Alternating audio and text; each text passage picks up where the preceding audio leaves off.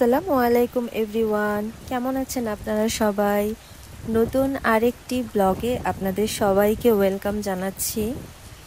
আপনাদের ভাইয়া গত 2-3 দিন যাবৎ খুবই অসুস্থ। এই যে সিজনাল ফ্লুতে ধরেছে তাকে, তো ওকে নিয়ে আমি খুবই ব্যস্ত হয়ে গিয়েছি। তো তার টেক কেয়ার করার জন্য আমি নারায়ণগঞ্জ চলে এসেছি। তো এখন আজকে মোটামুটি একটু সুস্থ, তাই অফিসে গিয়েছে। আমিও ভাবলাম যে একটু পড়াশোনা করি।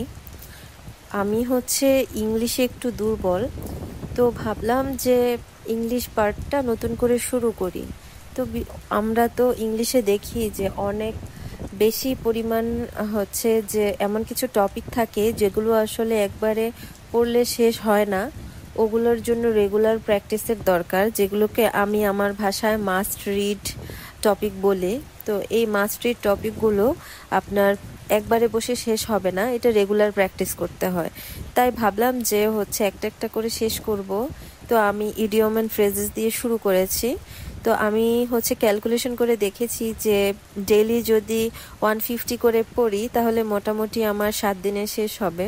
তো এরকম 1 মাসের মধ্যে আমার এই মাস্টারি টপিকগুলো শেষ হয়ে যাবে পড়তে থাকলে। আপনারা তো জানেন যে আমার এখন থিসিস সেমিস্টার চলছে, তো ওইগুলোর জন্য আমি অনেক ব্যস্ত। তো জবের প্রিপারেশনের জন্য এনাফ কোনো টাইমই পাচ্ছি না। তো এই জন্য অল্প স্বল্প 2-3 ঘন্টা বা 4-5 ঘন্টা যাই পাই, তো ওগুলাই যে এই জবের প্রিপারেশনের জন্য রাখছি। এই তো মাস্টারি টপিক শুরু করলাম।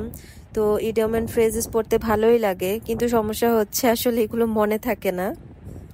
তো এই যে আমি একটা একটা করে শুরু করলাম। আমার সমস্যা কি যে আমি পড়তে গেলে যখন রিলেটেড কোনো আপনার জিনিস থাকে বইয়ে, তো ওগুলো আমার ভিজুয়ালাইজ হয় আমার পার্সোনাল লাইফের সাথে।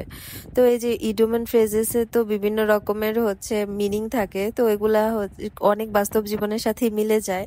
তো এগুলো আমি পড়ছিলাম আর হাসছিলাম বসে বসে, এক একটা পড়ছিলাম আর আমার এক একজনের কথা মনে হচ্ছিল, এই আর কি। তো আমি একটা একটা করে ধরে ধরে মুখস্থ করা ট্রাই করছি। জানি যেগুলো কিছু মনে থাকবে না, তারপরেও পড়তে পড়তে আসলে যতটুকু মনে থাকে এগুলো অনেক বেশি প্র্যাকটিস করতে হয়।